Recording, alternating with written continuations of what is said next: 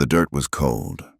Clara felt it soak through the thin soles of her boots, a damp chill that matched the one in her bones.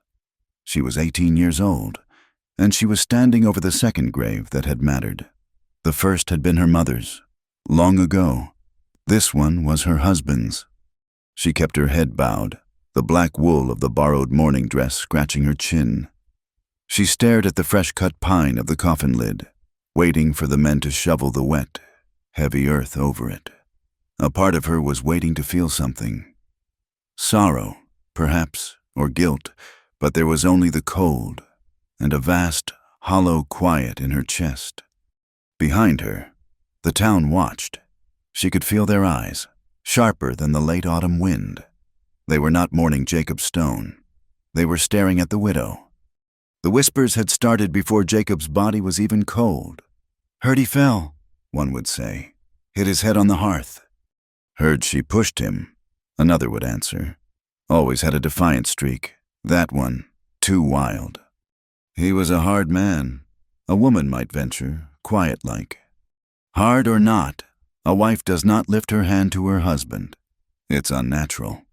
Clara knew what they were saying. She knew what they thought of her. She was the girl whose family had married her off at 17 to a man twice her age. A man with a heavy hand and a thirst for whiskey.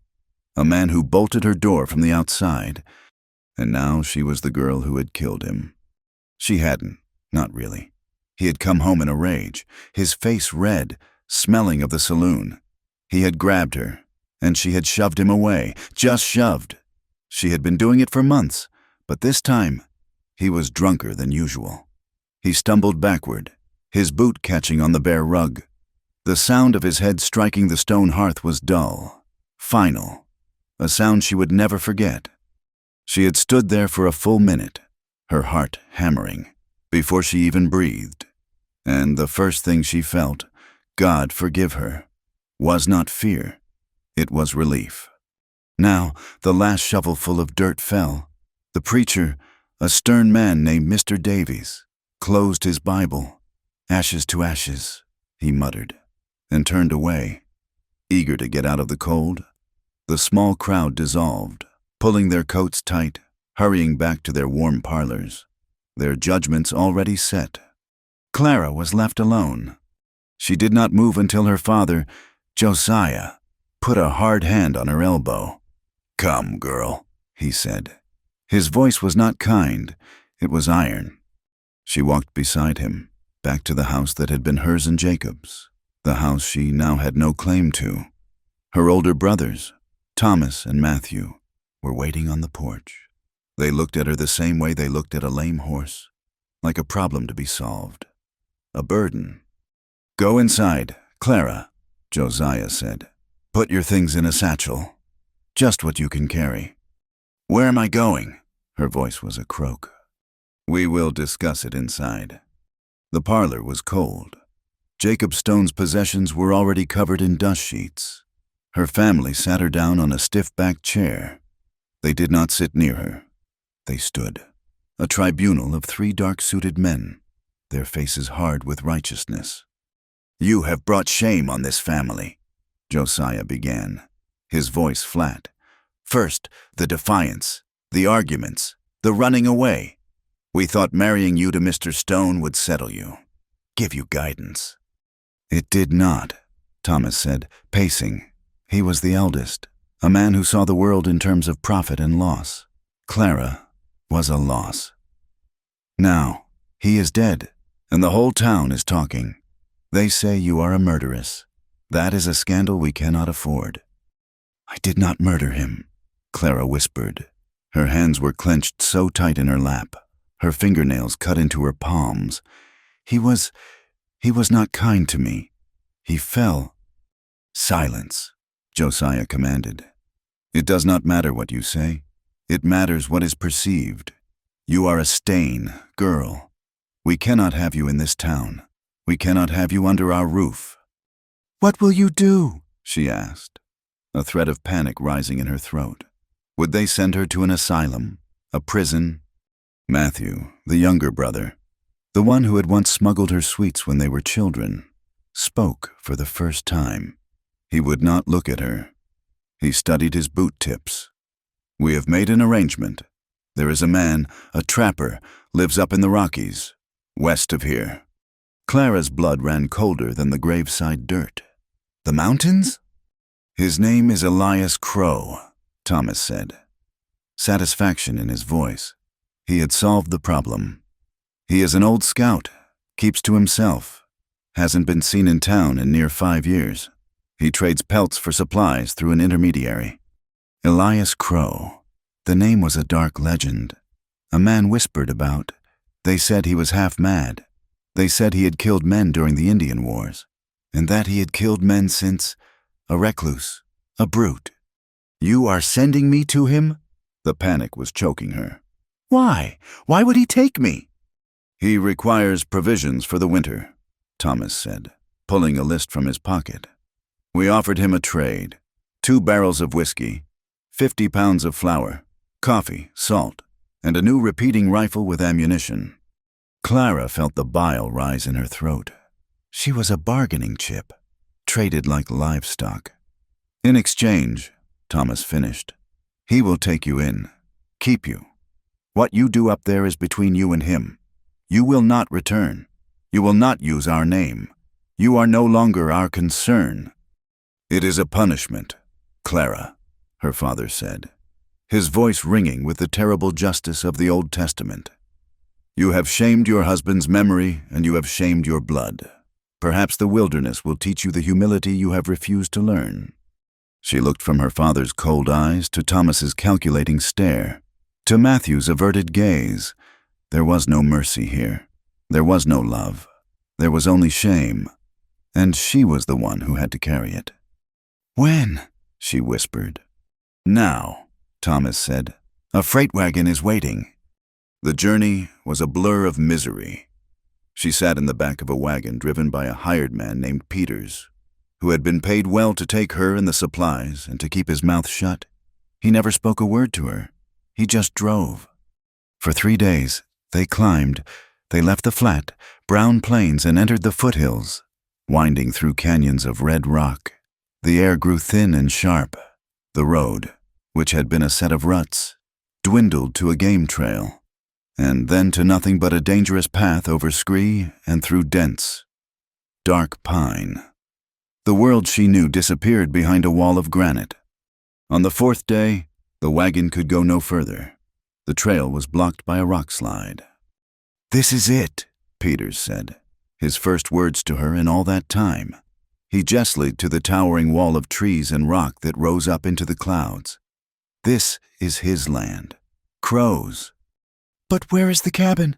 Where is he?" Clara asked, her voice shaking. "He'll find you. He knows we're here." Peters was already unloading the barrels and sacks. He tossed her small satchel onto the ground. Then he handed her one last thing, a heavy sack of cornmeal. "From your father," he said. "A dowry of sorts." A final insult. He did not wait. He climbed onto the wagon, turned the mules, a difficult, scraping sound of wood and stone, and started back down the mountain. Clara stood and watched him go. She watched until the sound of the wheels faded, until the only sound left was the high, thin shriek of the wind through the pines. She was alone. She stood by the pile of goods for what felt like hours. The sun began to sink, pulling the light and the warmth with it. The shadows in the forest grew long, then merged into a solid, cold darkness. The air grew teeth.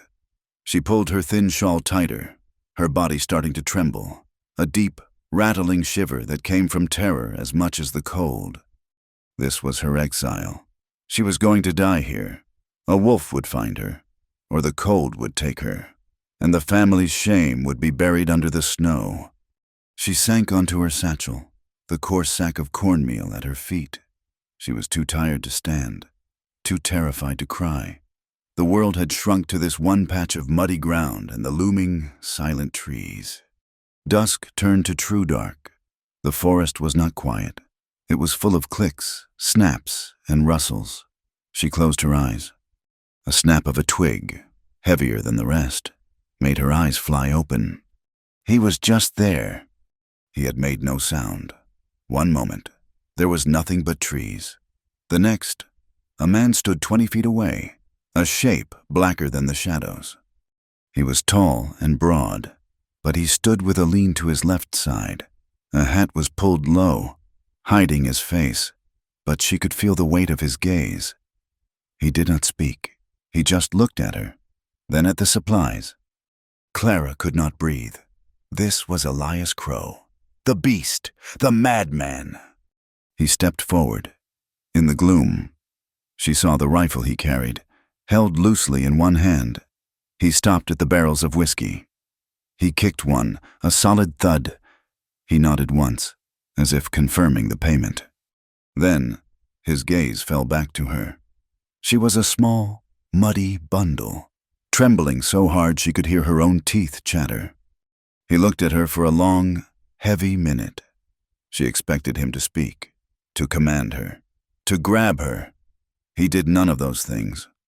He just grunted, a low sound in his chest. He hoisted the sack of cornmeal as if it weighed nothing, then turned and started walking up into the blackness. Clara stayed frozen, confused. Was she supposed to follow? He stopped after 10 paces and looked back. He did not gesture. He just waited. Scrambling, she grabbed her satchel. She ran to catch up, stumbling over rocks and roots she could not see. He did not slow down. The walk was a brutal climb, straight up the mountainside. She gasped for air, her lungs burning, her legs weak. He moved with a strange, limping rhythm, but he never tired. After what felt like a mile, they broke through the timberline. The trees grew thin and stunted here, twisted by the wind. The sky was a vast, cold sheet of stars. And there, tucked against a sheer cliff of granite, was a cabin. It was not a home. It was a box made of logs, with a stone chimney leaking a thin curl of smoke. It looked as if it had grown from the rock itself. He pushed the heavy door open. It scraped on the floor. Inside was one room. It was dark, smelled of wood smoke, pine resin, and something else, something cured and animal. A low fire burned in the hearth, casting weak, dancing shadows. There was a rough-hewn table, one chair, and shelves stacked with traps and pelts. Elias Crow dropped the cornmeal by the door. He pointed to a pile of furs and cured hides in the darkest corner. "Bed," he said. His voice, it was the first word he had spoken. It was rough, like gravel, unused. Clara nodded, her throat too tight to speak. He walked to the fire, took a strip of dark, dried meat from a hook above it, and tossed it to her. She caught it out of sheer reflex. He did not look at her again. He sat down on the floor by the fire, his back to the wall, his rifle resting against his knee. Clara backed away to the pile of furs. It was her corner. She was an animal, given a den. She sat, clutching the jerky. She was too afraid to eat, too afraid to move. The silence in the cabin was heavier than the silence on the mountain. It was just the two of them. The only sound was the wind, screaming outside, and the low crackle of the fire. She watched him. He did not seem to be a man who slept. He just sat, staring into the flames. She lay down on the furs. They smelled of cured leather and cold. She pulled her shawl over her, but it did nothing against the deep, seeping chill of the high mountain. She turned her face to the rough log wall, and the tears finally came. They were not loud. They were quiet, hot tears of despair. She cried for the girl she had been, who liked to read stories. She cried for her mother. She cried because she was 18 years old, and her life was over, buried in a town that hated her. And now she belonged to a silent, frightening man in a box on top of the world. She wept until her throat was raw. Across the room, a new sound began. Shing, shing, shing. Her breath caught. She turned her head, just enough to see. In the firelight, Elias Crow had pulled a long, heavy-bladed knife from a sheath on his belt. He was drawing it across a whetstone. Shing, shing, shing. The sound was slow, methodical, and terrible. The fire caught the edge of the steel as it moved. He was sharpening his knife. Clara stopped crying. She stopped breathing. She lay perfectly still, her eyes wide in the dark, watching the rhythmic flash of the blade. She was trapped. She had been sent from one monster to another. This one was just quieter. She lay awake all night, listening to the wind and the steel, waiting for him to stand up. He never did. When the first gray light of dawn crept through the cabin's single, greasy window, he was still sitting there, but the knife was gone. He rose, stretched, and grabbed his rifle. He left the cabin without a word, the door groaning shut behind him. Clara did not move for a long time. She was alive. The days that followed fell into a harsh, silent rhythm. Elias Crow was a ghost. He would leave at dawn and return at dusk. Sometimes he brought back a rabbit or a pair of birds. He would drop them by the door, grunt, and then sit by the fire. Clara knew she had to work, or she would die. She was a burden, and burdens were discarded. She forced herself to move. The first day, she found the water bucket. She took it down a steep path to a creek that ran half frozen. The water was so cold it made her hands ache, and the climb back up left her gasping. She found a small hatchet by the woodpile. She tried to chop kindling. She was clumsy, the axe heavy and awkward. She felt him watching her from the doorway. He said nothing. He just watched her fail, his eyes tired and gray, like the sky before a snow. He did not offer to help, but the next morning she found a smaller, sharper hatchet sitting on the woodpile. She learned to cook. She mixed the cornmeal with water and salt, frying it in a pan over the fire until it was a hard, scorched cake. She learned to skin the rabbits, her stomach turning at the task, her hands clumsy and bloody. She roasted the meat. It was always tough, always scorched.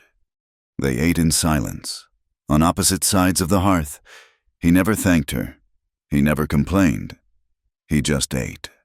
She learned about him in pieces. She saw the way he favored his left leg. It was not just a limp. It was a deep stiffness, as if the hip and knee were locked. She saw the scars.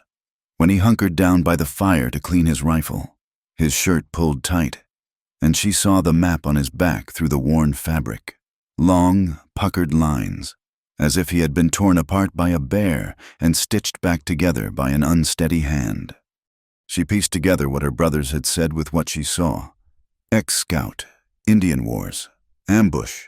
He was a man made of old wounds. His silence was a wall. He observed her, but he never spoke. He was a creature of the mountain, and she was just a small, nervous thing that had invaded his den. He was not cruel, like Jacob. He did not raise his voice or his hand, but his quiet, tired presence was its own kind of terror. He never looked at her with heat, the way Jacob had. He just looked. Then, weeks after she arrived, the mountain showed its teeth. A late spring storm rolled in, a freak blizzard that came without warning. The wind did not howl. It screamed. The temperature plummeted. Snow fell so thick and fast that the world beyond the one window vanished. They were trapped. The cabin grew dark in the middle of the day. The wind clawed at the logs, and for the first time, Clara felt the cabin shake.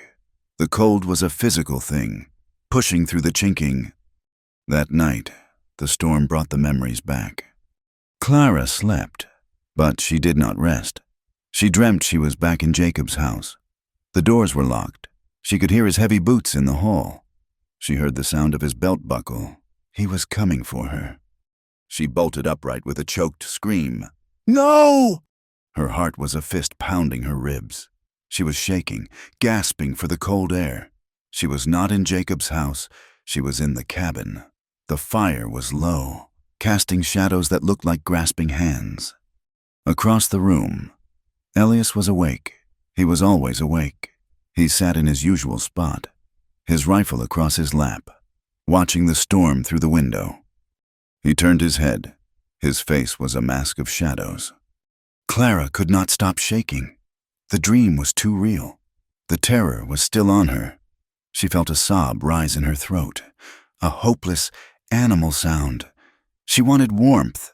She wanted to not be so cold. She stumbled out of her furs, moving toward the dying fire, drawn by the last bit of heat. She huddled on the floor stones, wrapping her arms around her knees, but the shaking would not stop. She flinched when he moved. He stood up, a massive shadow that blocked the firelight. She cringed, pressing herself against the hearth, expecting a blow or a harsh word. He said nothing. He looked down at her, this trembling, weeping thing. Then he did something she did not expect.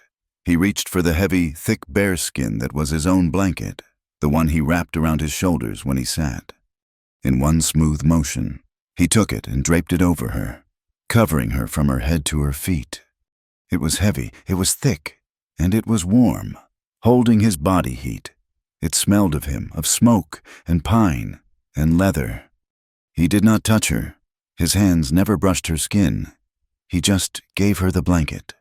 Clara stared up at him, shocked into silence. He returned to his spot, picked up his rifle, and sat down. He settled his back against the wall and, after a moment, closed his eyes. Clara sat by the fire, wrapped in his warmth. Her shaking slowly subsided.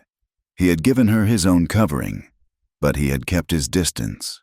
It was the first act of pure kindness she had known in over a year, and it confused her more than any cruelty. Outside, the storm raged.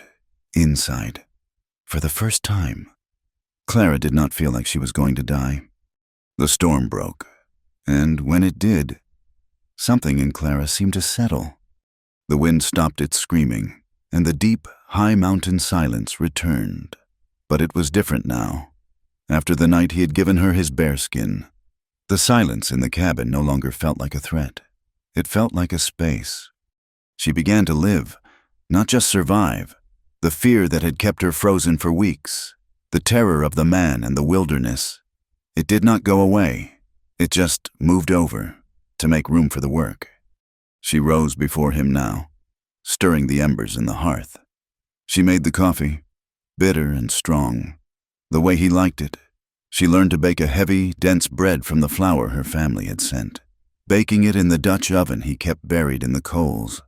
It was not good. At first, it was heavy as a rock, but it was food. She took it upon herself to mend his clothes. He had a small kit, an awl, a thick needle, and cured sinew. No thread. His buckskins were torn, his wool shirt worn thin at the elbows. Her fingers, soft and unused from her life in town, were clumsy. She pricked them often, staining the fabric with little dots of her blood. But she worked at it. She stitched the seams tight. When Elias came back one evening, he found his shirt folded on his stool, the elbow patched with a piece of canvas from an old sack. He stopped. He picked it up. He looked at the stitches. They were small, tight, and uneven. He ran his thumb over them. Then he looked at her, where she was pretending to clean the kettle. He nodded, just once, and put the shirt on. The patch held. He, in turn, began to teach her. It was never with words. Elias Crow was not a man who wasted breath. His lessons were in gesture. One morning, he did not leave at dawn. He waited until she had finished washing their 2 tin plates. He picked up his rifle, the heavy repeater, and handed it to her. But first, Clara's hands flew up. "No, I cannot." He just held it out, waiting. She took it. The weight of it surprised her. Pulling her arms down, it was cold, oiled steel and worn wood. It smelled of sulfur and grease. He led her outside, into the thin, bright morning. He walked 50 paces and jammed a piece of splintered wood into the dirt. He walked back. He stood behind her. She could feel the heat of him, though he did not touch her. He gestured to the rifle. "Lift it." She tried. It wobbled. He made a noise, a low grunt of impatience. He stepped forward. He put his large, scarred hand over hers, correcting her grip. He put his other hand on her shoulder, pushing it back, setting her stance. His touch was firm, impersonal, like a carpenter setting a post. "Breathe," he said. She did. "Now," he whispered, his voice by her ear. She flinched and pulled the trigger. The explosion was terrifying. It slammed the rifle butt back into her shoulder, knocking her off balance. The bullet hit the dirt 10 feet to the left of the stick. She dropped the rifle, her shoulder screaming in protest. He just picked it up. He checked the mechanism. He handed it back to her. Again. He taught her this way for weeks. He taught her how to sight, how to squeeze the trigger, not pull it, how to lead a running rabbit. He taught her how to break the weapon down, clean it, and oil it. He taught her how to listen. He would stop, cock his head, and point. There, she would see nothing but trees. Then, a minute later, a deer would step into the clearing. She began to understand his silence. It was not emptiness, it was awareness. What surprised her most was his restraint. Clara had only known two kinds of men, her father, who commanded, and her husband, who took. Jacob Stone's eyes had always been on her. He looked at her body like he was measuring it for a coffin or a bed. His gaze was heavy, and it left a dirty feeling on her skin. When he was in a room, the air grew thick. Elias was the opposite. He was in the room, but he demanded nothing. He never looked at her the way Jacob had. He watched her hands when she baked, or when she stitched. He watched her face when she was trying to read the weather. He looked at her, but he did not consume her. He never raised his voice. Jacob had been full of noise, stomping boots, shouting, the smash of a glass. Elias moved like a shadow. The loudest sound he had made was when he chopped wood, a steady, rhythmic thunk that she came to find comforting. In all the weeks she had been there, he had never laid a hand on her, except to teach her the rifle. He never so much as brushed her fingers when he took a plate. He gave her space, he gave her quiet, and in that quiet, the hard knot of fear in her belly began to slowly, cautiously, unwind. She had been sent to a monster, but the monster was not what she expected. One afternoon, in the full thaw of spring, she came back from checking the snares he had taught her to set. She was empty-handed, but proud she had reset 2 of them correctly. As she neared the cabin, she heard a sound. It was a low, pained whining. She followed it, pushing through a stand of young aspen. She found Elias hunkered down by a rockfall.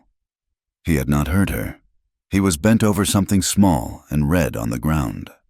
It was a fox, a vixen, thin from the long winter. Its back leg was caught in a rusted, old-fashioned trap, the kind with teeth. It was not one of Elias's. Clara froze, expecting to see him draw his knife. A trapped animal was meat, or a pelt. But he was not killing it. He had a stick, and he was working it carefully into the trap's spring. His hands, the same hands that had taught her to hold a rifle, were impossibly gentle. He was speaking to it. His voice was a low rumble, words she could not quite make out. "Easy now, little mother," he was saying. "Hold still. I know it pains you. Hold still." The fox snapped at him, its teeth clicking, but it was too weak to fight. Elias worked the stick, grunting with the effort. The rusted spring groaned. With a sudden snap, the iron jaws opened. Elias, quick, pulled the fox's mangled leg free. He did not stop. He looked at the leg. It was broken, bloody.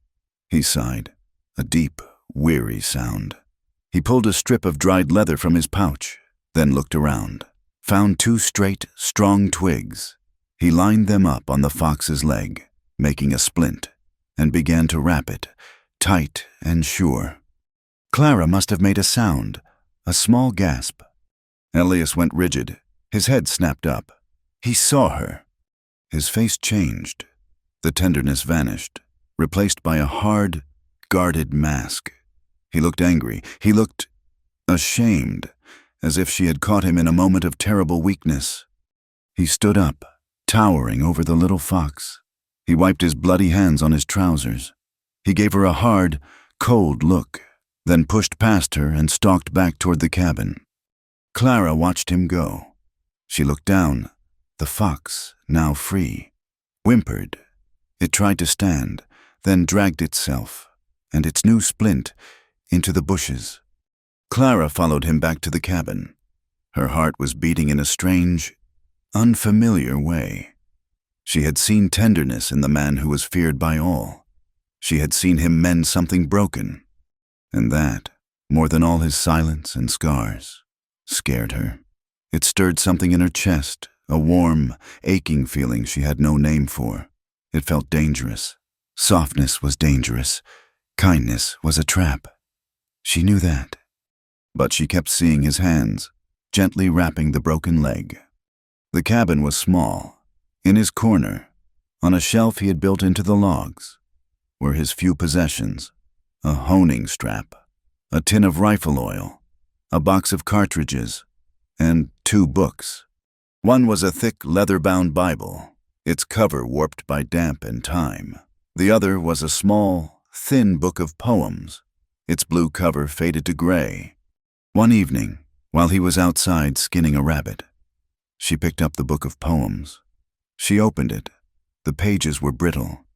She could not make out the words. When he came back in, he found her staring at the page, a deep flush of shame on her face. "What is it?" he grunted, washing the blood from his hands in the basin. The secret came out before she could stop it. A hot, quiet confession. I do not know. I cannot read." He stopped. He turned and looked at her. "My father," she whispered, staring at the floor. "He said schooling was wasted on girls. He said it gave them defiant notions. Jacob, my husband, he liked that I could not. He said it kept me simple." Elias stood there, dripping water onto the floorboards. His face was unreadable in the firelight. He seemed to be weighing something. He walked to the shelf, took the heavy Bible, and sat on his stool. He opened it to the first page. He pointed. "That," he said, his voice rough, "is an A." And so the lessons began again. They were stranger and more intimate than the rifle lessons. He was a patient teacher. He would point to the letters, sound them out. GODMANLIGHT. It was slow. Her mind stumbled over the shapes. But he did not grow angry. When she got one wrong, he would just tap the letter again. Harder. "Look." She learned to piece them together. "In the beginning." After they had worked through the first pages of Genesis, he gave her the book of poems. "Try," he commanded. The words were different, softer. She stumbled through one, about a field and a bird. When she was done, she looked up. He was staring into the fire, but his face was different, less hard. "Who taught you?" she asked, bold. "My mother," he said, "a long time ago, before the wars, before the scars." The shared words unlatched something in her. The lessons gave her a language for the things that had happened. One night, she was trying to read a passage from the Bible, but the words would not come. The memory of Jacob was too strong. She put the book down. He was not a kind man. Elias did not look up from the trap he was mending, but he was listening. "My family," she said, her voice shaking. "They thought he would settle me, but he was hard. He hit me."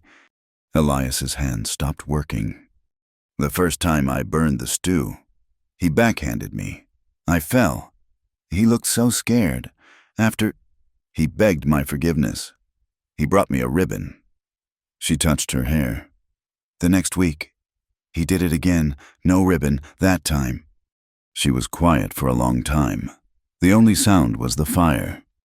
"The wedding night," she whispered, and her throat closed.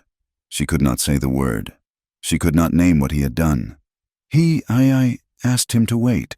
I was so scared. He laughed. He said I was his, that I was his duty. He locked the door. He did not care that I cried."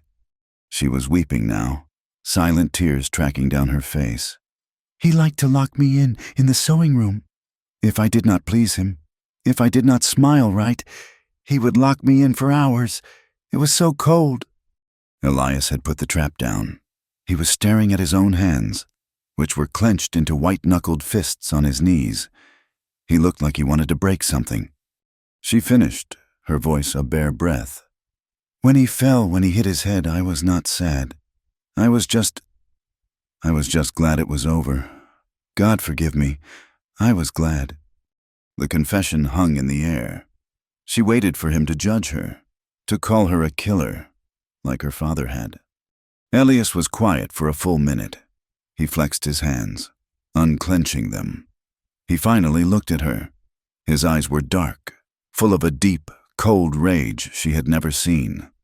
"He was a weak man," Elias said, his voice like grinding stone. "Weak men like to break things." He understood. He had heard the words she could not say. He had seen the bruises she no longer wore. And he did not blame her. Her confession opened a door in him. He, too, had ghosts. A few nights later, he was cleaning his rifle, the one he had taught her to use. He held it up to the firelight. "This was my brother's," he said, shocking her. He never spoke first. "Samuel, he was soft, like my mother. He should not have been there." "Where?" she asked. "The war. I was a scout. He followed me, wanted to be like me." Elias shook his head, a bitter movement. He was not built for it. He was built for books and farms. He worked the rifle's action, open, closed. "We were ambushed, near the Powder River. They came out of the rocks, arrows, bullets, everywhere. I got hit." He gestured to his bad leg, to his scarred side. "I went down. Sammy ran to me. He pulled me behind a rock. He took a bullet. It was meant for me." Elias stared at the rifle, but he was seeing something else. It hit him in the chest. It was bad. We were pinned down for a long time. I held him. He kept asking for water. We had no water. He died. It took him all day to die. He placed the rifle down.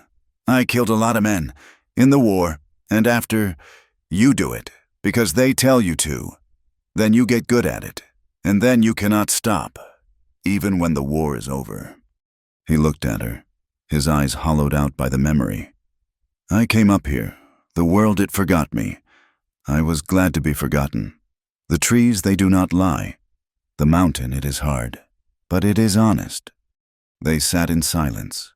They were two broken people, sitting by a fire, their terrible stories laid bare between them. They were bound, now, by the ghosts they each carried. The snows melted. The high mountain spring came on fast, a sudden, violent rush of green. The creek roared. The air was soft. Clara felt it. She felt almost alive. She planted a few seeds he'd had in a tin, corn and beans, in a small patch of dirt she'd cleared by the cabin. She was making a home. Then the outside world returned. She heard it first. A horse, not Elias's mule, a man's voice yelling, "Crow! Elias Crow! You up there!" Clara stepped outside. A man on a horse was riding up the last bit of the trail. He was thin, with a greasy beard stained by tobacco, and he wore a heavy fur cap, though it was warm. Elias came around the side of the cabin, his rifle held easy in his hand. "Hicks," he said. It was not a greeting. "Heard you got through the winter." The man, Hicks, called out. He stopped his horse. "I got pelts. Good beaver. Come to trade." Then Hicks saw Clara. She was standing by the door, her hands dusty with flour. The man's eyes changed. They turned heavy. They turned hungry. It was Jacob's look. He smiled, a slow, ugly smile that showed brown teeth. "Well, now," Hicks said, his voice dropping. "What is this? Where'd you find this pretty little thing? Crow? Did not figure you for a man who kept company." He looked her up and down. Slow. "Your housekeeper?" Elias moved. It was not a big movement. but it was fast. He stepped between Clara and the trapper, blocking his view. "We trade nothing today," Elias said. His voice was flat, quiet. It was the quietest, most dangerous sound Clara had ever heard. Hicks's smile faltered. "Now, hold on. I came a long way. Maybe the girl can fetch me a drink, eh? We can talk." He tried to look around Elias, to see Clara again. "Get off my land," Elias said. It was not a request. The air went still. Hicks looked at Elias's face, and he must have seen the thing Clara had heard in his voice. He saw the scout, the killer. Hicks' hand, which had been resting on his thigh, moved near the pistol on his belt. Elias did not move. He just watched. Hicks swallowed. He pulled on his reins. "Fine," he spat. "Be that way, you crazy old bastard! Rot up here, both of you!" He turned his horse, digging his heels in. But as he rode away, he looked back, one last time. He was not looking at Elias. He was looking at Clara. That night, the cabin felt smaller than it ever had. The tension from the trapper was still there, a poison in the air. Elias was angry. He was whittling by the fire. But his cuts were deep, angry slashes. Not the careful work he usually did. He was carving nothing, just making chips. Clara felt the tension in him. It was for her. He had protected her. He had stood between her and that man's eyes. A new feeling bloomed in her chest. It was warm. It was slow. It was not fear, and it was not gratitude. It was something else. A pulling, a desire. She stood up from her bedroll. She walked across the small room. He heard her. He stopped whittling. He kept his head down. She stood beside him. She was trembling. She lifted her hand. She reached out and she touched his shoulder, the one with the deep, puckered scars from the ambush. She felt the hard, bunched-up muscle and tissue through his thin wool shirt. Elias flinched. It was not a small movement. It was a violent, total body recoil. He dropped the knife. It clattered on the stone. He sprang halfway to his feet, as if she had burned him, or struck him. Clara snatched her hand back, her heart leaping into her throat. "I am sorry," she whispered, ashamed. "I did not mean—" He stared at her. His eyes were wide. He was breathing hard. It was not anger in his face. It was shock and fear, as if he had not been touched by another person in a decade. He looked at her hand, the one she had pulled back. Slowly, his own hand came up. He was shaking. He reached out, not for her shoulder, but for her wrist. He did not grab it. He just held it. His grip was so gentle, she barely felt it. He looked at her hand, palm up. Then he lifted it. He brought it down, slowly, and pressed her open palm flat against his chest, over his heart. Thump, thump, thump, thump. It was hammering, fast and hard, like a trapped bird. He held her hand there. His skin was rough against hers. He stared into her eyes. He said nothing. She said nothing. They just stood there, in the firelight, her hand pressed to his chest, his heart beating against her skin. After that, the air in the cabin was thick. A change had come. They could not go back to what they were. That night, Clara moved her bedroll. She did not move it closer to him. She moved it farther away, to the opposite wall. He, too, moved. He took his stool and his bearskin and sat against the far wall, farther from her corner than he had ever been. They put space between them, because the space was suddenly too small, too hot. But they looked. When she handed him his coffee in the morning, their eyes met. And this time, neither of them looked away. Not for 1 second. Then, too, when he taught her to read from the book of poems, his voice was rougher. The silences were no longer empty. They were full of the sound of his heart beating against her palm. They were full of the things they were not saying. The air between them was heavy, and it hummed. The mountain had given them a false spring, a week of soft air and thawing creeks. and then it had taken it back. The blizzard came from the north, not with a howl, but with a silent, suffocating weight. It was not the fast, angry storm of her arrival. This was a siege. The snow fell for 4 days without pause, a thick, vertical curtain of white that erased the world. It piled up against the door, burying the small window, plunging the cabin into a gray, permanent twilight. The wind was just a low moan, high in the timber. They were trapped. At first, it was a continuation of their new, fragile peace. But as the days stretched into a week, and the week into 2, the cabin shrank. The firewood pile dwindled, and the food ran low. Elias hunted, but it was hopeless. He would go out, wrapped in his furs, and vanish into the white for hours, only to return empty-handed.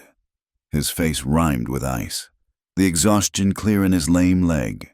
The animals were buried deep, waiting it out. The last of the smoked rabbit was gone. The flour sack was nearly empty. All that was left was a side of salt pork, a handful of beans, and half a sack of cornmeal. Clara took charge. This was her world, the hearth. She counted the remaining hard biscuits. She measured the cornmeal by the spoonful. "We will eat once a day," she announced, her voice sounding too loud in the snow-muffled quiet. "At dusk, it will be enough." Elias just nodded, cleaning his rifle for the 10th time. She made a thin stew, mostly water and salt, with a few beans and a sliver of pork. She gave him his bowl. He ate. But after a few days of this, Clara started to notice something. She felt weak, but he looked worse. His face, already lean, had become gaunt. The skin was tight over his cheekbones, and dark shadows had settled under his eyes. Yet, when she measured her own portion of cornmeal mush, it always seemed more. She watched him. One night, she served the stew. He sat in his usual spot, his back to the wall. She pretended to be busy at the hearth. In the dim firelight, she saw him. He would raise the spoon to his mouth, but it was only half full. With a movement so slight she almost missed it. He would tip the spoon, letting half the beans and pork slip back into the bowl. When he was done, he let out a sigh, as if full, and pushed the bowl away. He was starving himself. He was giving her his portions. He was quietly, stubbornly, trying to keep her alive at the cost of himself. The sight of it broke something inside her. This man, who had been sold to her as a punishment, this brute, was giving her his own life, one spoonful at a time. The next day, Elias was so weak he did not go out. He slept by the fire, a deep, exhausted sleep he rarely allowed himself. Clara was restless. The cabin felt like a tomb. She looked at him. His scarred face relaxed in sleep, and felt a rush of something so powerful, so aching. It scared her. She had to move. She began to clean, to order the small space. She tidied his shelves, stacking the pelts, running a rag over the traps. In the back, tucked beneath a hardened leather hide, her fingers hit something. It was not a trap. It was a book bound in oilcloth. Her heart kicked. She pulled it out. It was not a book of words. It was a sketchbook. She opened it. The pages were thick, yellowed. The drawings were charcoal, and they were beautiful. He had drawn the mountain. He had drawn the way the light hit the canyon at dawn. He had drawn a hawk, its wings spread, every feather captured. He had drawn the gnarled trunk of a pine, the one just outside their door. He had drawn his own hand, scarred and strong, holding a knife. He had drawn the world he saw, the world that was honest, as he had said. She turned the pages, her hands trembling. She saw the fox he had mended, its head cocked, its leg in the rough splint. He had drawn it from memory. And then she turned one more page. It was a face, a woman. She was young, with soft hair and sad eyes. It was not her. It was someone from before, someone from the time of his mother and his brother. But the drawing was not finished. He had drawn the eyes, the nose, the line of her chin, and then he had stopped. The rest of the page was blank, and every page after it, for the rest of the book, was blank. He had stopped drawing. He had stopped seeing beauty in people. He had stopped, she realized, at the face of the girl he had lost. Clara sank to the floor, the book in her lap. She looked at the sleeping man by the fire, the man who gave her his food, who taught her to read, who showed her kindness, who mended broken things. She saw, in that moment, the depth of his loneliness. He had not just been hiding from the world, he had been hollowed out by it. He was a man made of ghosts, living in a tomb. And she, the girl sent to be his punishment, was the first thing that had been alive in this cabin in years. She put the book back, exactly as she had found it. That night, the storm reached its peak. The wind was a solid, pressing scream. The cold was a living thing in the cabin. The fire seemed to dim, beaten back by the sheer force of the cold. They ate their small, silent meal. The tension between them was different now. It was no longer the electric hum of desire. It was the shared, grim knowledge of their dwindling supplies. Clara finished her mush. Elias set his bowl aside. He looked gray. She watched him settle into his corner, pulling the bearskin around his shoulders. He would sit up all night, as he always did. His rifle near, he would watch. He would freeze. She could not stand it. She could not stand the distance. She could not stand the silence. She could not stand watching him slowly give up. She stood up from her bedroll. Elias's head turned, his eyes tracking her. He was wary. She crossed the small, cold space. She did not stop at the fire. She walked right to him, to his corner. He tensed, his entire body going rigid. "Clara?" His voice was a rasp. She did not answer. She took the edge of his bearskin and, lifting it, slid down to the floor beside him. Not touching, just beside him. She sat with her back against the same log wall, sharing the shelter of the fur. He did not breathe. She could feel the coiled stillness of him. He was like a wolf, unsure if the trap was about all to spring. They sat in silence for a long time. The only sound was the wind and the sound of her own heart. "Elias," she whispered, her voice so small she barely heard it. He made a low sound in his chest. "Yes." She stared at the fire. "I used to be afraid," she said, the words pulling from her, hard and true. Of men's hands. What they did, Jacob.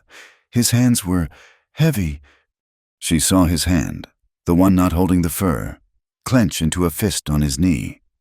"I was afraid of all hands," she said, her voice shaking. "When I first came here, I was afraid of yours." He waited. She turned her head, her hair brushing the rough wool of his sleeve. She looked at him. "I am not afraid of them anymore." She watched his face in the firelight, the scars, the lines of exhaustion. "No," she whispered, correcting herself, speaking the truest, most terrifying thing. "That is not right. I am no longer afraid of men's hands." A long pause. "But only his." He turned his head. His eyes, gray and tired, met hers. He did not understand. "I am afraid of yours," she breathed. And now the tears were coming, hot and fast. Because they are gentle, because they are kind." I do not know what to do with that. I am more afraid of your kindness than I ever was of his anger." His face, it just broke. The iron mask he wore, the shield of the scout, it just dissolved. He looked lost. He had faced down ambushes. He had killed men. He had survived this mountain. But this weeping girl, whispering of her fear of his kindness, was something he had no defense for. He lifted his hand. It was shaking. He did not grab her. He did not pull her. He raised his fingers, rough and calloused, and brushed a tear from her cheek. The touch was so light, it was barely there. It was like the drawing of the hawk's feather. And that was it. That was all it took. The space between them collapsed. She did not know who moved first. Perhaps they both did, but his mouth was on hers. It was not a gentle kiss. It was a kiss of desperation, of starvation. It was a kiss of two people who had been alone for a lifetime. It was rough and chapped and tasted of salt and wood smoke and the cornmeal stew. It was clumsy and trembling, and it was the most real thing that had ever happened to her. He pulled back, his breath coming hard. He stared at her, his eyes wide with a terrible, beautiful light. "Clara," he breathed, like a prayer. It was dawn. She could see the faint, gray light of the snow world outside the one clear patch on the window. The blizzard was still falling. He kissed her again. This time, it was slow. It was a question. It was the poem he had taught her to read. She answered. She put her cold hands on his rough, bearded cheeks and kissed him back. The night that followed was not a night at all, but a long, timeless space carved out of the storm. He did not take her. He did not demand. He laid the bearskin flat on the floor, in front of the fire, and built the flames high. He unwrapped the last of the salt pork and roasted it, and they shared it, feeding each other pieces with their fingers. And then, in the warm glow, he unwrapped her. He unlaced her heavy boots. He pulled the thick wool socks from her feet, and he rubbed them, his rough hands bringing the life back to them. He undid the buttons on her worn dress, his fingers slow, hesitant, and he just looked at her, not with hunger, like Jacob, but with a kind of reverence, as if he were seeing the sun for the first time in years. Clara had only known the hurried, painful darkness of her husband's bed. This was healing. He wrapped them both in the furs, their bodies finding each other in the warm dark. His skin was a map of scars, a history of pain. She traced the long, puckered line on his side. The one from the ambush. He did not flinch. He held her, and when he finally came to her, it was with a tenderness so profound, so careful, it felt like worship. It was a mending. It was two broken, forgotten pieces fitting together, making a whole. She had been a punishment, a burden, a shame. In his arms, in the heart of the blizzard, she was a treasure. Afterward, she lay curled against his chest, his heart beating a slow, steady rhythm under her ear. He was tracing patterns on her back, his hand finally sure. And she began to weep. It was not the quiet, frightened crying of her first night. It was a great, shuddering storm of sobs that ripped up from her soul. He tensed, instantly. "Did I hurt you?" His voice was raw with panic. "Clara, I am sorry, He tried to pull away. She grabbed him, clinging to him like a drowning woman. "No," she gasped, her voice thick. "No, you did not hurt me." Then what? She wept, unable to speak, for a full minute. She cried for the girl who had been married off. She cried for the bruises. She cried for the fear. "Clotilde," she finally managed to say, her face buried in his chest. No one ever has." "Has what?" he whispered. "Has loved me." She realized it, in that moment, with the force of a physical blow. She had never been loved, not by her father, not by her brothers, and certainly not by Jacob. She had never known, not once, what it was to be touched with kindness. His arms wrapped around her, fierce and protective. He did not speak. He did not have the words. He did not know how to fix a wound that deep. So he just held her. He held her while she cried out all the poison, all the shame, all the years of being untouched and unwanted. He held her for hours, rocking her gently, his chin resting on the top of her head. He held her until she was empty of tears, and she fell asleep, safe, for the first time in her entire life. The blizzard broke. It was as if Clara's weeping had broken it. The sun came out, fierce and bright, turning the world into a blinding sheet of diamonds. And they were new. The cabin was no longer a prison. It was a refuge. The silence was no longer empty. It was full. They moved around each other with a new, easy grace. He would come up behind her while she cooked, wrap his arms around her waist, and just hold her, burying his face in her hair. She would reach out as she passed him and just touch his arm, a simple, solid contact. As the great melt began, turning the mountain into a world of rushing water, Clara looked at the future. "I will plant a garden," she announced one morning, standing in the doorway, feeling the warm sun. Elias looked up from the harness he was mending. "Not just beans," she said, a smile in her voice. I want flowers. If I can find something pretty, right here." She pointed to the patch of sun-warmed earth by the door. She was not planting for survival. She was planting for joy. Elias watched her. He was quiet all that day. The next morning, she woke up, and he was not beside her. She heard, in the distance, the thwack of an axe, not the sharp sound of splitting firewood, a deep, heavy thud. She found him in a stand of thick, healthy pines. He had already felled 2 trees. He was not cutting them for the hearth. He was squaring them. He was cutting foundation logs. "What are you doing?" she asked. He stopped, resting on the axe. He looked at her, his eyes soft. He looked past her, at the cabin. "It is too small," he said, simply. He paced out a square on the ground, adjoining the main wall. A new room, for a bed, a proper one. He was building them a home. A week later, while he was setting the first foundation log, Clara took his skinning knife. She went to the heavy door frame, the one he had built years ago. Near the top, he had carved his initials, E.C. She stood on a stool. Beneath her hand steady, she began to carve. C's Clara Stone. No, she was not that anymore. She paused. Then she carved a C, and beside it, a C, Clara Crow. Elias stopped his work. He had come up behind her. He said nothing. She finished and turned. He was just watching her, his face open, the mask of the scout gone forever. His eyes were wet. He did not wipe the tears away. He just looked at the doorframe, then at her, and he nodded, a fierce, proud nod. He reached out and touched her carving, then his C and E.C. They were a family. The idyll lasted 3 weeks.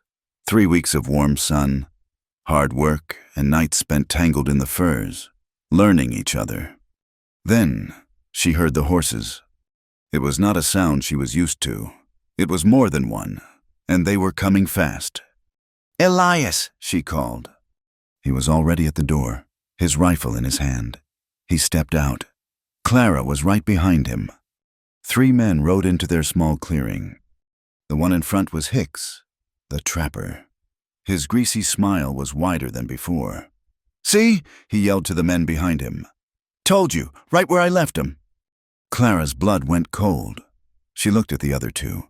One was a stranger, broad and carrying a pistol on his hip. The other was her brother, Thomas. Thomas looked the same. Stiff, dark suit, hard, judgmental eyes. He looked at the half-built new room. He looked at Elias, a look of pure disgust, as if seeing a piece of filth. And then he looked at Clara. He saw her.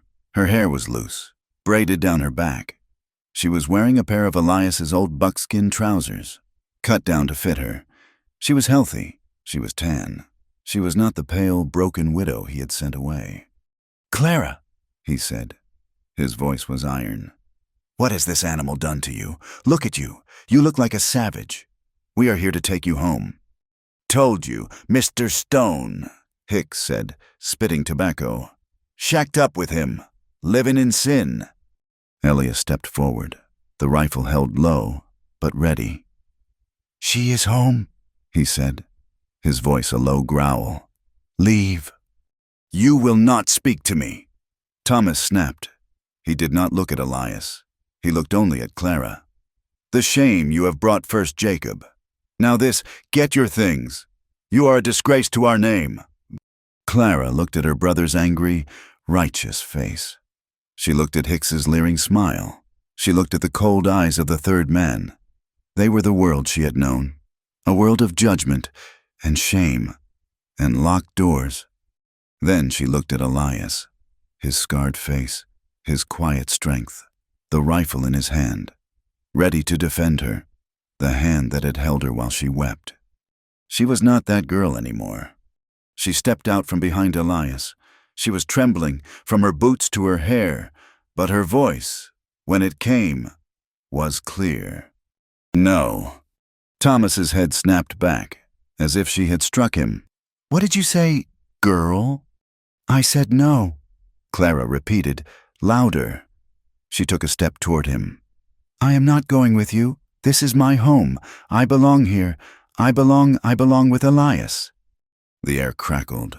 She had defied him. His property, his shame, had defied him. Thomas's face went purple with rage.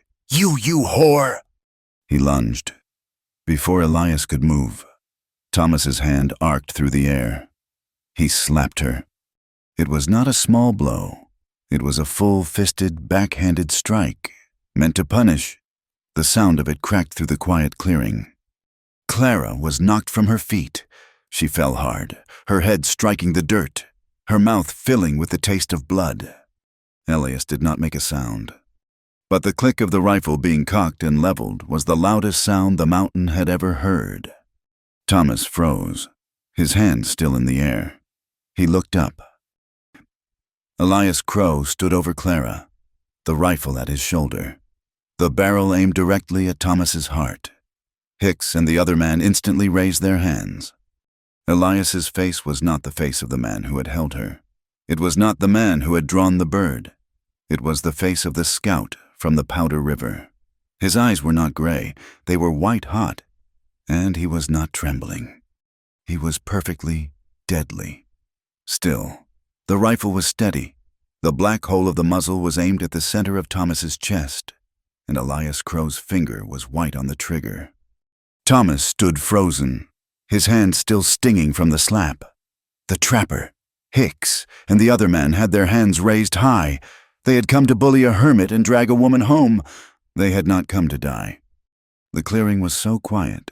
Clara could hear the blood thrumming in her ears. "Get up, Clara," Elias said. His voice was not loud. It was a flat, cold thing, like a blade. She pushed herself up, her knees shaking. She wiped her mouth with the back of her hand, smearing the blood from her split lip. She did not move behind him. She moved beside him.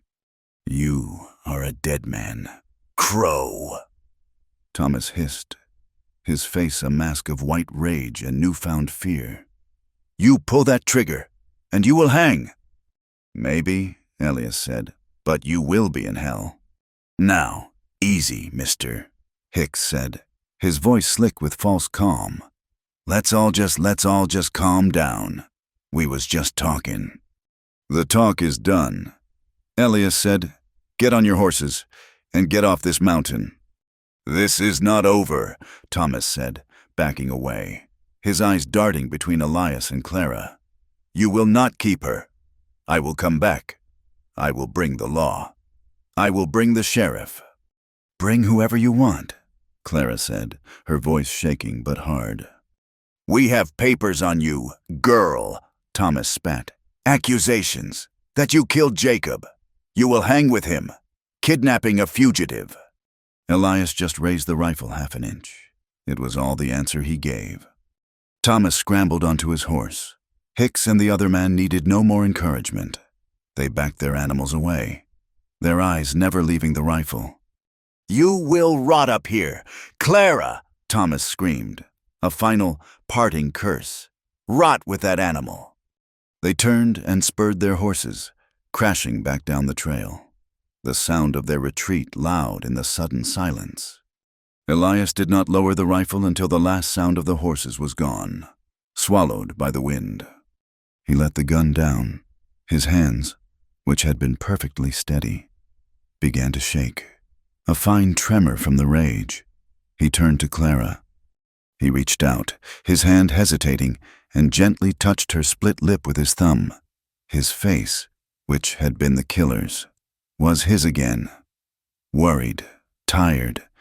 "He hurt you?" "I am all right," she whispered. The taste of blood was the taste of her old life. Elias turned and walked into the cabin. He laid the rifle on the table. He picked up his canvas pack. "Get your things," he said. His voice clipped. "What?" "We leave, now. We take the mule.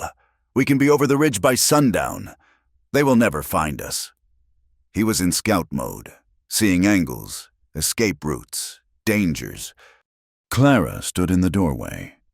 She looked at the half-finished wall of the new room, the logs stacked and waiting. She looked at the spot by the door where she had planned to plant flowers. "No," she said. Elias stopped. He turned. "Clara, you heard him. He is bringing the sheriff. They have papers. They have accusations. They will not listen to a man like me." He gestured to his scars. "His cabin. They will listen to a man in a dark suit." "I said no."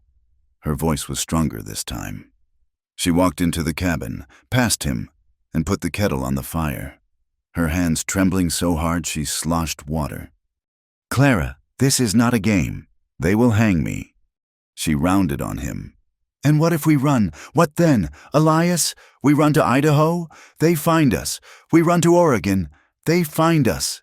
And all our lives, we will be running from him." She pointed toward the trail.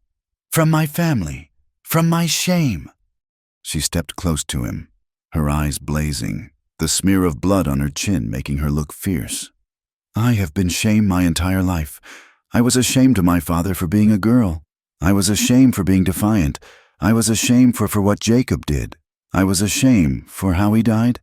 My family sent me here, Elias, to be a punishment, to be a slave, or to be forgotten." She touched his chest, right where she had put her hand that first night. "This is the first place I have ever been cherished. This is the first home I have ever had. I will not let them call me a fugitive, and I will not let them call you a kidnapper. I will not be treated like shame again. But, Clara, we will stay," she said, her voice final. "We will stay, and we will fight. Not with rifles, with the truth. I will not run anymore." Elias looked at her. He saw the girl he had found, muddy and trembling, by the sack of cornmeal, and he saw the woman who stood before him now, defiant and strong, willing to risk a noose for a patch of dirt in a half-built room. He had never seen anything braver in his life. He let out a long, slow breath. The scout retreated. The man, her man, took his place. He nodded once. "All right," he said. "We stay. We prepare." The next days were a new kind of quiet, a tense, waiting quiet. The mountain seemed to be holding its breath. Every snap of a twig, every call of a hawk, made them both jump. They worked. They did not continue building the new room. They prepared for a siege. Elias chopped wood.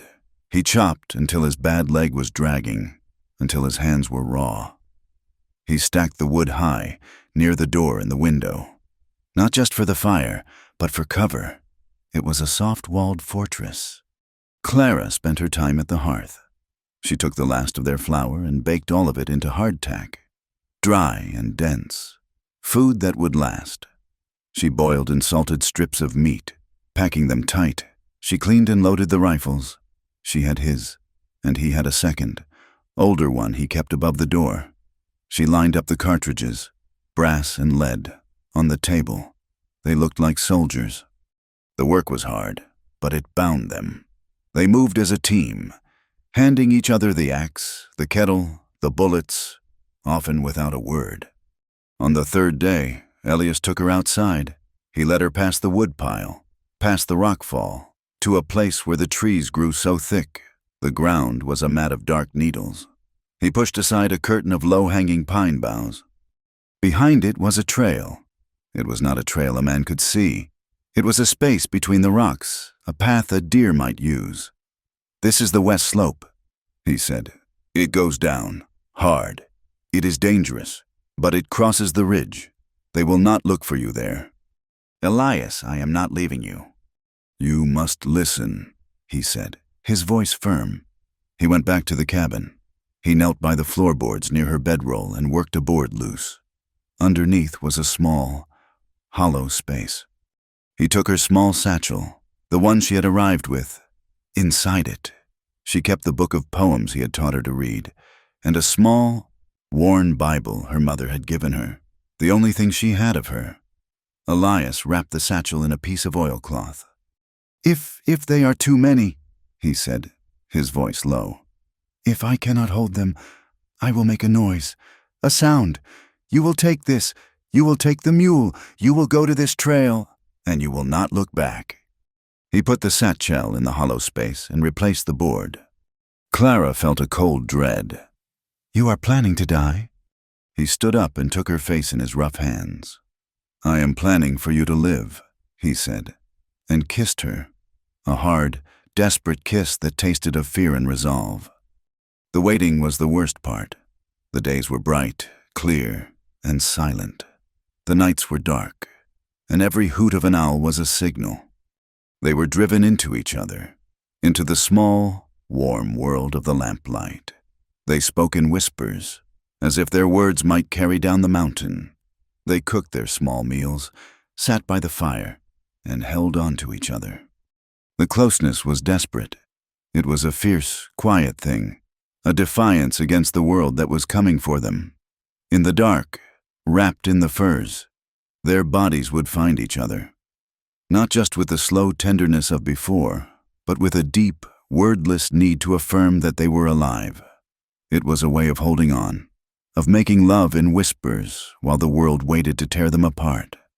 In these long, quiet hours, they began to speak of dreams, not of survival, but of a future. "After," Clara whispered one night, staring into the flames, "when they are gone, I will still plant that garden. I will find seeds, for corn and for flowers, something yellow." "The mule," Elias said, his voice a low rumble from his chest, where her head was resting. "We can trade for seeds." She was quiet for a long time. Then she said, "I want more than flowers, Elias." He waited. I want to plant more than a garden." She took a shaky breath. "I want a child." The word hung in the air. A child? It was a word of life, a word of families, a word of a world that had forgotten Elias Crow. He went still. She could feel his heart stop, then start again, a heavy, stumbling beat. He thought of his brother, Samuel, dead in his arms. He thought of the unfinished drawing in his book. He thought of his blood, which was full of war and loneliness, and which he had assumed would just dry up and vanish on this mountain. He did not answer. After a minute, he gently moved her head, got up, and walked out of the cabin. Clara watched him go, a cold fist of regret closing in her stomach. She had asked for too much. She had brought her impossible, girlish dreams to this man of scars and silence. He stood outside for a long time. She could see his silhouette against the starlight, a tall, lame shadow, looking out over the canyons. When he came back in, his face was set. He said nothing. He just lay down beside her, pulled the fur over them, and held her, but he felt distant. The next day, he went about his chores, but he was quiet. He took a block of soft pine and his knife and sat by the door, whittling. He did it for hours, the knife moving with a delicacy she had almost forgotten. He tucked the work into his pocket when she came near. He did this for 2 days. On the third evening, as they sat waiting for a sound that had not yet come, he reached into his pocket. He said nothing. He just pushed a small object into her hand. She opened her fingers. It was a horse, a toy, carved from the pine, no bigger than her thumb. It was perfect. The mane was etched in fine lines, the tail arched, the small legs strong. It was a thing of impossible tenderness. He had not said yes. He had not said no. He had given her a horse for a child that was not yet real. Clara burst into tears. She did not make a sound. She just held the horse, and the tears streamed down her face. He pulled her against him, and she clutched the toy so hard, the wood cut into her palm. The horses came 4 days later. It was not a quiet arrival. It was the sound of a small army. "They are here," Elias said. Clara's heart hammered. They moved to their places. Elias by the door, his main rifle in hand. Clara by the window, the older rifle resting on the stacked wood. They rode into the clearing. Not 3, there were 6. Thomas and Hicks were there, but they stayed in the back, like cowards. In the front was a man wearing a tin star, his face hard and weathered. Beside him was an older man in a black suit, carrying a leather satchel. "Elias Crow," the man with the star yelled. His voice was loud. An official command. "I am Sheriff Miller. I am here by the authority of the circuit judge of this territory." He held up a piece of paper, a white square against the green of the forest. "I have a writ. You are accused, Elias Crow, of the kidnapping of one Clara Stone, a widow. You are accused of corrupting a decent woman, and you are accused of harboring a fugitive from the law." From the back, Thomas's voice, high and righteous. "He has her under his spell. Sheriff, she is a murderess. He is keeping her here against her will." The sheriff looked at the cabin. "Crow, send the woman out." Before Elias could answer, Clara laid her rifle down. "I am going out," she said. "Clara, no." "This is my fight," she said. She unbolted the door and stepped out into the bright sunshine, her hands empty, held up where they could see them. The sheriff's eyes widened. This was not the frightened, bewitched victim he had been led to expect. "Sheriff," Clara said, her voice clear and carrying. It did not tremble. "My name is Clara. I was Clara Stone." "Ma'am," the sheriff said, nodding, wary. "I was not kidnapped." "She lies!" Thomas screamed. "Silence!" the sheriff barked, not looking away from Clara. "Let her speak." "I was sent here, Sheriff," Clara said, her voice ringing with a truth that was colder than any accusation. "By him." She pointed a finger straight at her brother, Thomas. "He sent me here. After my husband died, my family saw me as a shame. They traded me to Mr. Crow for whiskey and flour. Traded me like a bad horse. I was not kidnapped. I was abandoned." A murmur went through the other men in the posse. This was not the story they had been told. Thomas's face was pale. She is mad, unwell." "I was unwell," Clara said, agreeing. "I was broken. I was sent here to be a slave, or to fall into despair. But I was not corrupted." She turned, walked back into the cabin, and came out holding the heavy family Bible. The men's horses shifted. "My family, they thought I was simple," Clara said, her eyes on the sheriff. "They said I could not learn, that I was a defiant, empty-headed girl." She opened the book. Her hands were shaking now. Just a little, but she found the page. She found the words Elias had taught her. She read, "The Lord is my shepherd. I shall not want. He maketh me to lie down in green pastures. He leadeth me beside the still waters. He restoreth my soul." She read 3 verses, her voice clear, each word a hammer blow against her brother's lies. She closed the book. "Mr. Crow did not corrupt me, Sheriff," she said, lifting her chin. "He taught me to read. He did not harbor me. He saved me. I stay here of my own will.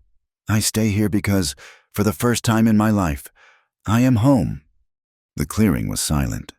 The sheriff looked at Clara, then at Thomas, his face dark. "Mr. Stone," he said, this is not what you told me." "She is a killer!" Thomas shrieked, desperate. "She killed Jacob. Ask her. Ask her how her husband really died. Ask her about the hearth." The sheriff looked back at Clara. His face was troubled. "Ma'am, what about your husband's death?" Clara faltered. The old shame, the memory of the fall, the relief. She did not have to answer. The cabin door opened again. Elias stepped out. He did not have his rifle. His face was full of a cold, slow-burning rage that was more terrible than any weapon. "You want to know about Jacob Stone," he said, his voice a low growl. He began to walk, his lame leg dragging, but he moved with a dreadful purpose. He walked right past the sheriff, right up to Thomas's horse. "You want to talk about the man who put his hands on her?" Elias said, staring up at Thomas. "The man who locked her in rooms, who beat her until she could not stand. You want to talk about that kind of man?" "Lies! Filth!" Thomas spat, trying to back his horse away, but Elias grabbed the bridle. "She told me," Elias roared, his voice echoing off the granite cliffs.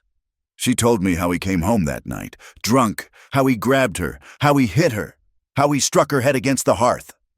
Clara's head snapped up. That was not what she had said. "She pushed him back," Elias shouted, his face contorted. "Pushed him away to save her own life. He fell. He was drunk, and he was weak, and he fell, and he broke his own worthless head. She did not kill him. She just stopped him from killing her. It was not murder. It was an accident you were too proud and too cowardly to see. You will not," Thomas was sputtering, his face purple. He raised his hand, as if to strike Elias from the horse. Elias did not wait. He let go of the bridle and, with all the rage of a man who had seen his home threatened, his woman struck. He hauled back and punched Thomas Stone. It was a single, brutal, heavy blow. It caught Thomas on the jaw and lifted him clean off his horse. He fell to the ground in a heap and did not move. The posse exploded. Hicks and the other men drew their pistols. "Enough!" The sheriff had his own pistol in the air. He fired a single shot, the blast cracking through the clearing. Everyone froze. The sheriff looked at Thomas, groaning on the ground. He looked at Hicks, who slowly, reluctantly, lowered his weapon. He looked at Clara, standing strong, the Bible in her hands. And he looked at Elias, who stood over Thomas, his fists still clenched, his chest heaving. "This," the sheriff said, his voice full of gravel, "is a family mess, not a legal one." "Sheriff," Hicks started. The writ is void," the sheriff snapped. "It was based on a lie." He looked at Thomas with pure disgust. "Kidnapping, no. Fugitive, no. Corruption." He glanced at the new logs, at Clara's clear eyes. "I see a woman who was saved." A wave of relief so powerful it made Clara dizzy washed over her. It was over. "But," the sheriff said, turning his hard gaze on Elias. The relief vanished. "You struck him," the sheriff said, pointing at Thomas. "You assaulted him. In front of me. In front of an officer of the law. I cannot walk away from that son. Not now." "Sheriff," Clara said, stepping forward. "He was defending me." "Thomas." "I know what he was doing, ma'am," the sheriff said, holding up a hand. He sighed, a deep, weary sound. He was a man who just wanted this to be over. "You cannot stay here, Crow." "What?" Clara whispered. "You leave," the sheriff said, his voice flat. "You and the woman. I will not have a war on this mountain. I will not have this family." He jerked his chin at Thomas. "Coming up here every month with a new story, and I will not have you." He looked at Elias. "Punching them, or shooting them. This is finished. You all need to go."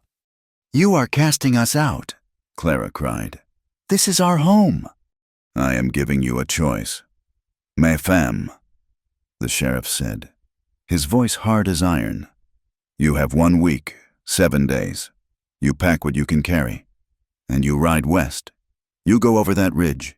If I come back here, and you are still here, I am arresting Elias Crow for assault. and I am taking you by force and returning you to your brother's custody. Do you understand me?" He was not asking. Elias looked at the cabin. He looked at the doorframe, with their initials carved in it. He looked at the turned earth of Clara's garden plot. Then he looked at her. He nodded. Once. The sheriff spat.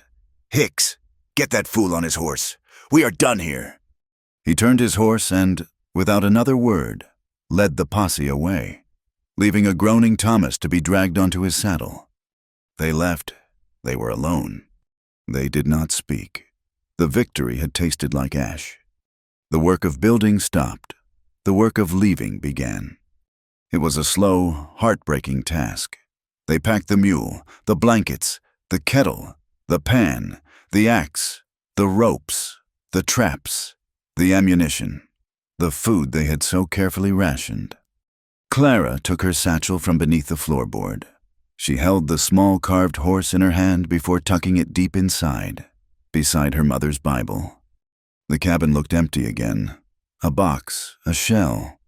The night before they left, Clara walked to the small patch of earth by the half-built room, the patch where her flowers were supposed to grow. The earth was soft and damp. Around her neck, on a thin leather cord. She still wore the gold wedding band from Jacob. It was the last chain. She pulled it off. She looked at the thin, simple ring that had meant so much shame, so much pain. She knelt. With her bare hands, she dug a small hole in the dark. Rich earth. She dropped the ring in. She covered it. She was burying Clara Stone. Elias came and stood behind her. He did not say anything. He just put his hand on her shoulder. At dawn, it was time.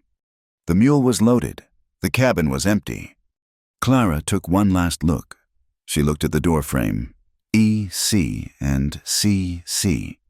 Elias held out his hand. She took it.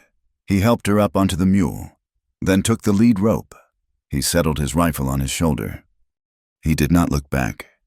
He led her past the woodpile, past the cold hearth, and to the edge of the clearing. He pushed aside the pine boughs, revealing the hidden western trail. Together, they stepped into the unknown. They left their home and rode off into the vast, silent wilderness. The hidden trail was not a path. It was a wound in the rock, a space just wide enough for a mule, leading straight up into the granite spine of the mountains. Elias led, his steps sure, his bad leg a steady, limping rhythm. Clara followed, riding the mule, her back to the life she had buried. She did not look back. She could not. There was nothing to see but trees, and below them, a cabin with a cold hearth and a door frame carved with initials that no longer mattered. They were ghosts, leaving a ghost's house. They rode west, always west, toward the Idaho territory. Elias had spoken of it once, in the long nights of the blizzard. He called it the High Lonesome, a place where the mountains were younger, sharper, and the valleys were deep and empty. He knew of a place. He said, an old fur trader's post, abandoned for 20 years, high up on a river, a place to start over. The journey was not a ride. It was a fight. They were not traveling through the wilderness. They were surviving it. They left the familiar pine and entered a world of sheer stone and high, wind-blasted passes. The mule, steady as it was, struggled. Clara walked more than she rode, her legs growing hard, her hands raw from the lead rope. On the third day, the mountain tried to kill them. They were picking their way across a scree field, a vast slope of loose, sharp rock. Elias was in the lead, testing each step, when a sound began above them. It was a low, grinding rumble, like distant thunder. "Clara," Elias said, his voice flat. He did not yell. He never yelled. "Get to the wall." He grabbed the mule's bridle, shoved it toward the sheer cliff face to their left, and pushed Clara against the rock. He put his own body in front of hers, a human shield. The thunder became a roar. 100 feet above them, a section of the mountain let go. Rocks from the size of a fist to the size of a wagon came crashing down. It was not a slide, it was an avalanche of stone. It passed 20 yards in front of them, a terrible rushing river of granite that scoured the trail and plunged into the canyon below. The air filled with a choking, sulphurous dust. It was over in 10 seconds. They were left in a cloud of grit, the silence deafening. Clara was pressed so hard against Elias, she could feel his heart hammering. Or maybe it was her own. He did not move for a full minute. He just breathed, his chest rising and falling against her. "It is past," he finally said. He stepped back. The trail they had been on was gone. Where they had been about to walk, there was now a sheer drop of 500 feet. Clara looked at the void. They had been spared by seconds, by the width of a breath. She did not cry. She did not shake. She just looked at Elias. He was already studying the rock face above them, finding a new way. "We go up," he said, "around it." She just nodded. She had left the girl who wept on the mountain with the buried wedding ring. Then came the rivers. The spring melt was in full force, and the rivers that were trickles on Elias's old maps were now white, roaring torrents. They found one, the snake, swollen and angry, its water the color of mud and full of floating debris. "We cannot cross here," Elias said, staring at the current. "It will sweep the mule." "What do we do?" "We go north. We find a braid." It took them 2 days. Walking upstream, their small supply of hardtack dwindling, they finally found a place where the river split into 3 smaller, shallower channels. "It will be cold," was all Elias said. He tied their supplies, the precious food and ammunition, high on the mule. He tied one end of his long rope around the mule's neck, the other around his own waist. He looked at Clara. "You will ride," he said. "Hold the pack. Do not let go." "Elias, no, you cannot pull it, not with your leg." "You will ride," he commanded, his voice leaving no room for argument. He waded in. The water was not just cold, it was a physical blow. Clara gasped as it hit her boots, then her knees. It was liquid ice, straight from the snowpack. Elias grunted, his bad leg dragging, but he leaned into the current, a solid rock of a man, pulling the mule, and her behind him. The water was a living, pushing thing. It wanted to take them. The mule panicked once, its eyes rolling, but Elias's voice, a low, guttural command, seemed to calm it. They made the first channel, then the second. On the third, the deepest one, the current caught the mule's legs. It staggered, braying in terror. Clara clung to the pack, the icy water surging over her lap, soaking her to the bone. Elias, waist deep, went down to one knee. The rope went taut. He roared, a sound of pure animal effort, and pulled. He found his footing, his muscles straining, and dragged the mule and Clara onto the far bank. They collapsed on the shore, shaking, soaked, but alive. Elias did not rest. He built a fire, his hands stiff and blue, but they worked. He stripped the wet clothes from Clara, wrapped her in their 2 dry blankets, and pushed her so close to the fire, she was afraid the wool would singe. He rubbed her feet, his hands rough, bringing the feeling back. He saved her life and said nothing about it. But the cold had found a way in. 2 days later, Clara could not get warm. The sun was bright, but a chill lived in her bones. By evening, she was shaking. By nightfall, she was burning. The fever took her. She fell into a gray, hazy world of nightmares. She was back in Jacob's house, the doors locked. She was standing at the graveside, the dirt cold. She was facing her brother, his hand raised to strike. She cried out, her voice a dry croak. Through it all, there was a constant, solid presence. Elias. He did not leave her side for 3 days. He stopped their journey, making a rough camp in a pine grove. He did not sleep. He sat by her, his rifle across his lap, watching her face. When she cried out, his hand was there, on her forehead. It was rough, but it was cool. She would wake for brief moments and see him. He was holding her. He had her propped against his chest, wrapped in all their furs, holding her like a father holds a sick child. He had a tin cup and he would press it to her lips. "Drink," he would command, his voice gentle. It was willow bark tea, bitter and hot. It made her sweat. When the shaking fits took her, he held her tighter, his solid body anchoring her. He held her through the fevered dreams, his presence a shield. On the fourth morning, she woke up, and the world was clear. The fever had broken. She was weak and drenched in sweat, but she was herself. She was lying on their bedroll. Elias was sitting by the fire, his back to her. He was carving. "Elias," she whispered. Her throat was raw. He turned. The relief on his face was so profound. It was as if he had been the one who was sick. He had not slept in days. His eyes were red-rimmed and sunken. He came over, felt her forehead. "The fever is gone." He brought her water and a piece of jerky. She ate, slowly. As she regained her strength, he went back to his carving. He had been working on a piece of antler, shed from a great elk. When they were ready to leave, 2 days later, he came to her. He held out his hand. In it was not the antler, but a thin leather cord. On the cord was the carving. He had carved a bird, a small, simple shape. A sparrow, perhaps, or a wren. Its wings were half spread, as if it were just about to take flight. It was smooth and pale and beautiful. He did not hand it to her. He stepped behind her, put the cord over her head, and settled the small, bone bird in the hollow of her throat.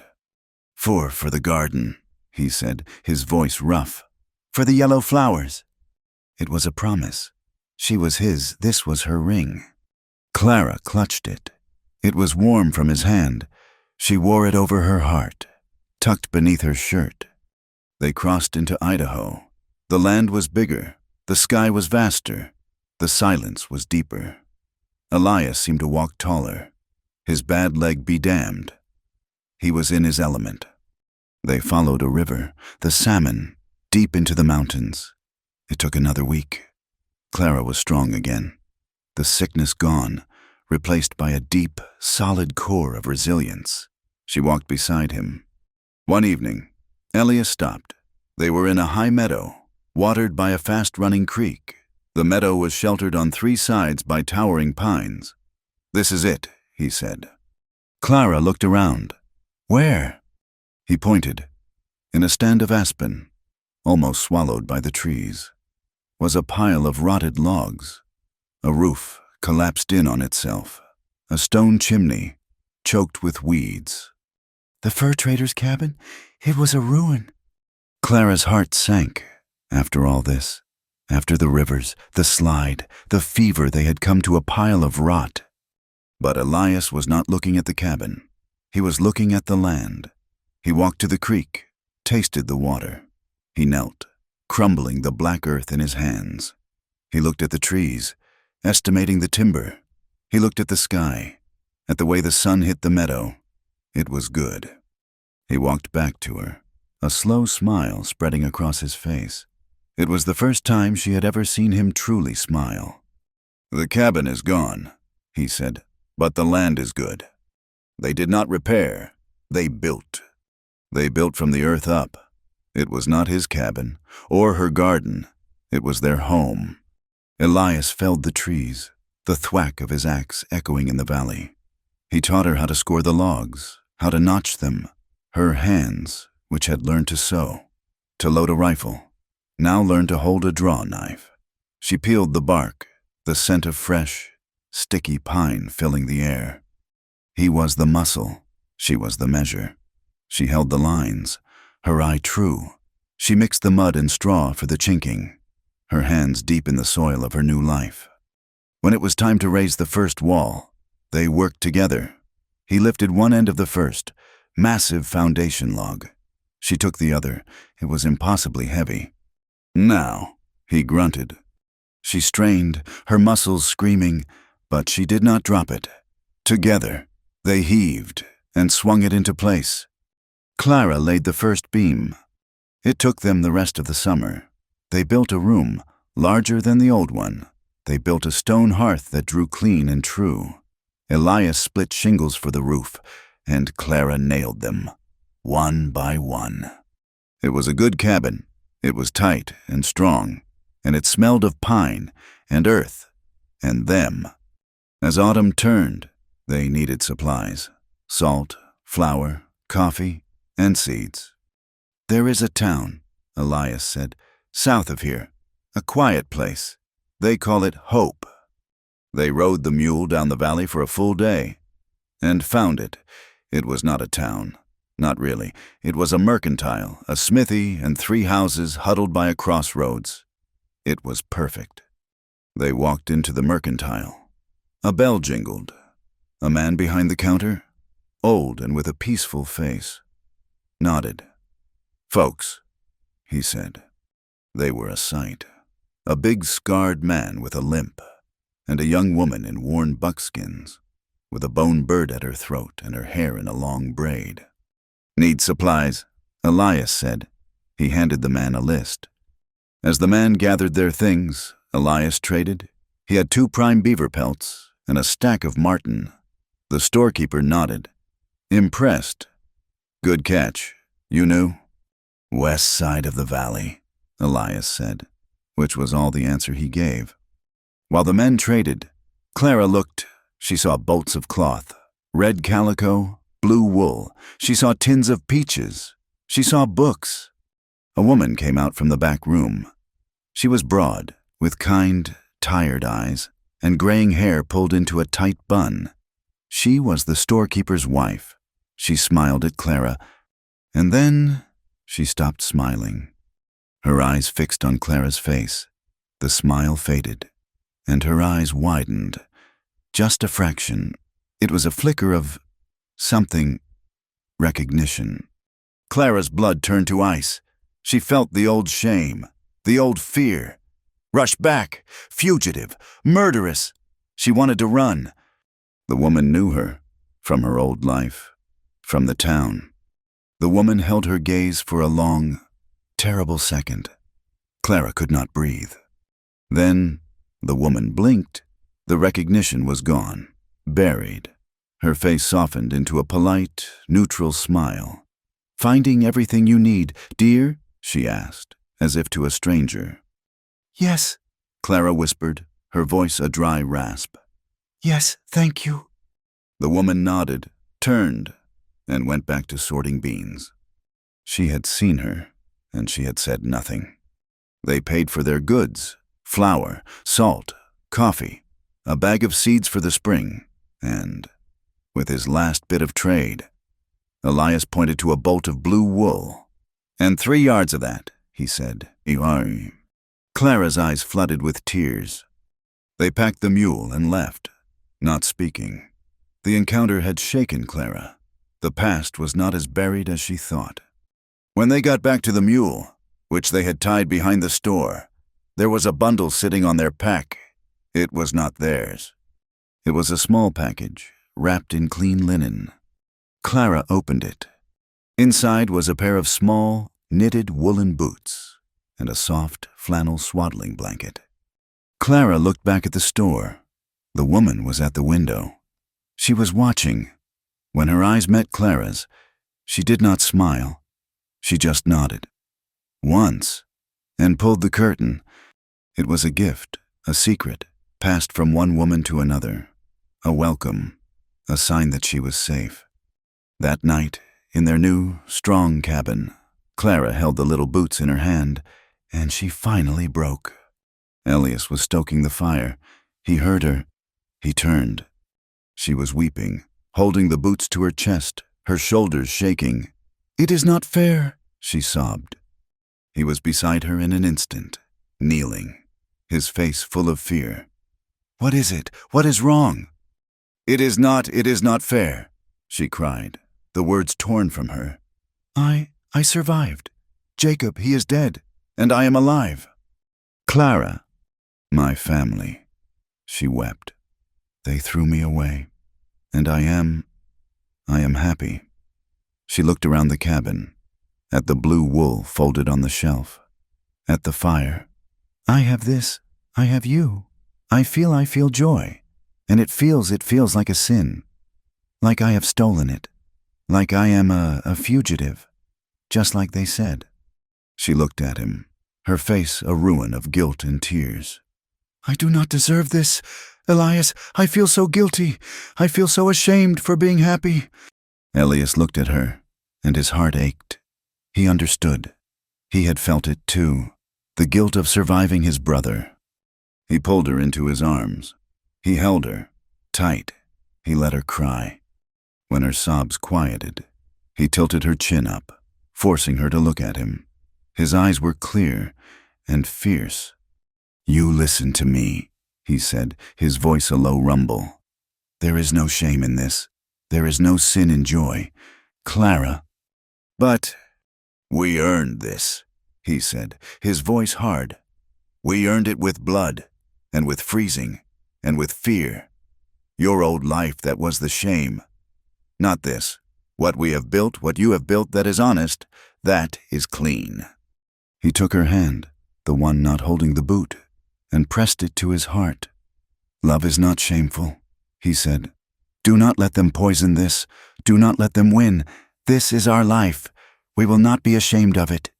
She looked at him, and she believed him. She leaned her head against his chest, and her breathing steadied. The first snows came. The valley settled in for the long, quiet winter. They were safe. They were warm. They had food. They had each other. Clara mended their clothes. She began to sew the blue wool into a new dress. Elias trapped, his lines running deep into the silent, white woods.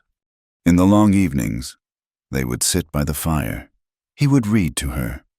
From the book of poems, she would read to him. From her mother's Bible. And Clara, she began to feel a change. It was not a sickness. It was a slowness, a tenderness in her body, a new kind of quiet. She missed her monthly time. She did not say anything. She was afraid to hope. It was too much joy. But Elias, he watched her. He saw her, in the mornings, her hand resting on her flat stomach. He saw the new, secret light in her eyes. He did not say anything, either. One afternoon, he went out. He did not take his traps, or his rifle. He just took his axe. He was gone for hours. He came back with a log. It was not pine. It was aspen, the wood pale and smooth and strong. He set it by the fire. He took out his knife, and that winter, as the snows piled deep outside their new, strong home, Elias Crow began to build a cradle. The winter was a long, deep breath. Elias had finished the cradle. He had made it from the pale, smooth aspen wood, and he had carved the headboard. He had not carved a bird or a horse. He had carved 2 sets of initials, side by side, just as she had done on the old door frame. E, C, and C, C, C. Clara spent the deep, snowbound months sewing. She made herself the blue wool dress, her stitches small and even. She cut up the linen blanket the storekeeper's wife had given her, and she hemmed the small squares, her hands sure. She took the little knitted boots and set them on the shelf, a silent promise.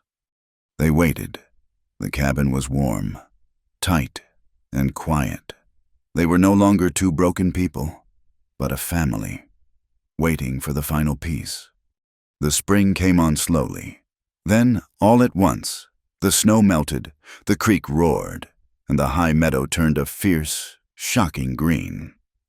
Clara planted her garden, the seeds they had bought in hope. She planted corn and beans and squash, and in a special patch, right by the door. She planted the seeds for the yellow flowers.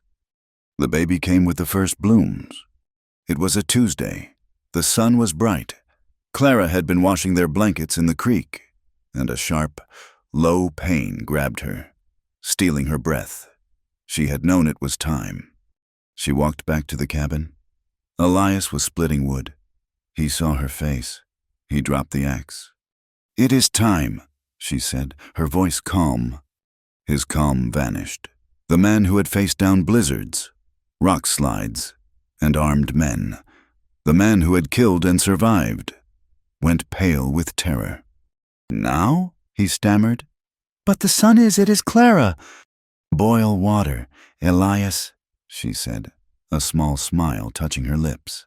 "And fetch the linen." The hours that followed were a blur of pain and work and fear. It was not easy. It was a hard, brutal fight. Clara was strong, but the mountain and the wilderness had demanded its price. She was small, and the child was not. Elias was lost. He paced. He wiped her head with a cool cloth. He held her hand, his own knuckles white. "Breathe, Clara," he kept saying, his voice rough with panic. "Breathe, like you are sighting the rifle. Squeeze, do not pull." She cried out, a sound that echoed in the small cabin, and he flinched, as if he had been shot.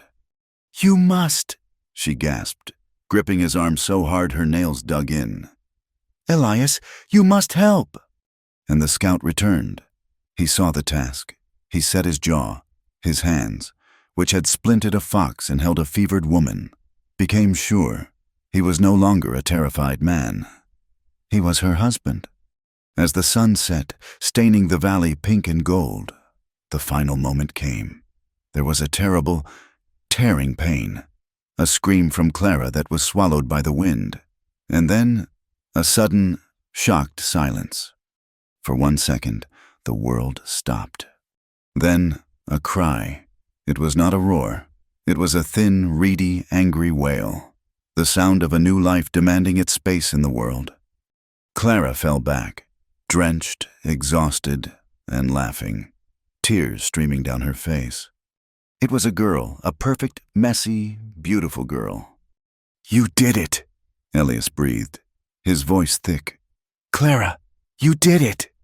He cut the cord with his skinning knife, his hands impossibly gentle. Clara held the child for only a moment before sleep, deep and profound, pulled her under. Elias was left alone, in the lamplight, with the baby. He looked at his hands. They were covered in the blood of the birth. He washed them in the basin. Methodically, he washed the child, his rough fingers clumsy on her tiny, slippery limbs. He wrapped her in the clean linen, and then in the flannel blanket from the store. He sat in his chair by the fire. He had sat by a fire for years, holding a rifle or a knife. Now, he held his daughter. She was so small. She weighed nothing. He looked at his scarred, thick fingers, calloused from the axe, stained from the traps, resting on her tiny, perfect chest. He could feel her breathe. He could feel the faint, fluttering beat of her heart. He thought of Samuel, his brother, dying in his arms. How heavy he had been. How his life had bled out. A weight. Elias could not stop. He thought of all the dead things he had held, all the pelts, all the game, all the men. He had never, in his entire, hard, broken life, held anything so soft. He had never thought he would. He had come to the mountain to be forgotten, to let his bloodline, full of war and pain, just end. And now this life, this miracle made of him, and of the woman who had saved him. He bent his head, his graying hair falling over the baby's face, and he wept. He did not make a sound. The tears just came, a silent, hot flood, washing away the decades of ice. He wept for his brother, for his mother, for the lost girl in his sketchbook, and for the man he had been. He wept until he was empty, and when he was done, he was no longer Elias Crow, the scout. He was Hannah's father. Clara woke. He was still there, holding the child. What should we name her?" Clara whispered. Elias looked at her, his eyes clear. "You name her. She is yours." Clara thought she could name her after her mother, but that name was tied to the old life, to the graveyard. She thought of the woman in the store, who had given her the blanket. But that was a stranger's kindness. She thought, instead, of the very first kindness she had known. A woman, her mother's friend, who had lived down the lane. A woman who, when Clara was 7 and her father had berated her for tearing her dress, had taken her inside. She had sat Clara by her fire, given her a piece of ginger candy, and taught her how to make a simple, strong stitch. "There now, child," she had said. "Nothing is so broken it cannot be mended." "Hannah," Clara said, her voice firm. "Her name is Hannah, after Mrs. Hannah Gable." Hannah Crow. Elias said, it sounded right. It sounded like home. Life settled. It did not just pass, it grew. The valley was their world. Hannah grew from a crying bundle into a child. She was a quiet, watchful girl, with her mother's soft brown hair and her father's steady, gray eyes. She learned to walk on the uneven floor of the cabin. She learned the names of the birds from her father, and the words in the Bible from her mother. Their cabin, their small homestead, became a known point in the valley. They were not recluses. They were just quiet. And they became known. One winter, 2 years after Hannah was born, a blizzard trapped a prospector in the high pass. Elias found him, his horse already dead, the man himself half frozen and delirious, clinging to a worthless bag of rocks. Elias carried the man home. He was a stranger, with a worn face and a name they never learned. Clara and Elias worked on him for a full day, forcing hot broth and tea between his chapped lips, rubbing his frozen limbs. But the cold had taken too deep a hold. The man died in their cabin, his last breath a sigh, his eyes on the fire. Elias looked at the man. He was someone's son, maybe someone's father. "He needs a burying," Elias said. In the driving snow, he spent 2 days building a coffin from good, smooth pine. He would not put the man in the ground in just a blanket. When it was done, they carried him to a small stand of aspen trees in the meadow, a place that caught the morning sun. Elias lowered the coffin into the grave he had dug in the frozen earth. Clara stood, holding Hannah's hand, her mother's Bible in her other. The wind whipped her hair, but her voice was strong as she read the words. "I am the resurrection and the life. He that believeth in me, though he were dead, yet shall he live." Elias filled the grave. He carved a simple, stark cross and drove it into the ground. The story found its way down to Hope, the storekeeper. Mr. Miller heard it. The next time Elias came in for salt, Miller looked at him with a new respect. "Mr. Crow," he said, "that was a good thing you did, burying that stranger. A Christian thing." Elias just nodded, but he was no longer the feared, half-mad scout. He was a neighbor. Clara, too, found her place. She was in Hope, buying thread, when a new family rattled into the crossroads on a broken-down wagon. The wife, a young woman named Sarah, looked pale and lost. No older than Clara had been when she was cast out. She was clinging to a letter, her eyes full of tears. Clara, holding Hannah on her hip, stopped. "Are you all right, ma'am?" The young woman burst into tears. It was a letter from her people, back in Missouri. Her mother was sick, but neither she nor her husband could read a word. They were alone and scared and did not know what the letter said. Clara looked at her, and she saw herself, staring at the book of poems, ashamed. "I can help," Clara said gently. She took the letter. They sat on the mercantile porch, and Clara read the words. The news was not so bad. The mother had been sick, but was mending. Sarah wept with relief. "How can I thank you? I feel so simple." "You are not simple," Clara said, her voice firm. She remembered Elias's patience. "You just have not been taught." She pointed to the first word on the page. "That," she said, "is a D for dear." From then on, when she came to town, Clara would sit with Sarah, teaching her the letters, one by one. She was no longer the defiant girl, the shame. She was the teacher. The past, however, was a deep root. It did not die just because you cut the weed. One summer evening, the valley was awash in golden light. Elias was sitting on the porch steps, teaching Hannah, now 4 years old, how to whistle through a blade of grass. The sound was high and sweet and full of laughter. Clara was by her garden, picking the yellow flowers she had planted. Her heart was full. She looked at her husband, his graying hair, his gentle hands. She looked at her daughter, strong and free. She felt a wave of peace so deep. It brought the old life, the old pain, into sharp, sudden focus. She went inside. She took a sheet of paper from the store and a pencil. She sat at the table Elias had built, and she wrote, "To my father and my brothers." Her hand was steady. "I am writing this letter not for you, but for me. I want you to know that the girl you sent away is gone. I am alive. I am well. I am living in a good, strong house that my husband built with his own hands.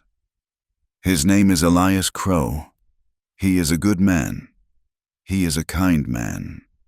He saved me, not just from the mountain, but from the shame you gave me. We have a daughter. Her name is Hannah. She is beautiful, and she is smart, and she will never know a day in her life where she is not cherished. I do not know if I will ever see you again, but I want you to know that I am not your shame anymore. I am not your burden. I am free, and for that, I forgive you. I forgive you for your pride and your coldness, and for the cruelty you mistook for righteousness. I forgive you." She signed her name, not Clara Stone, just Clara.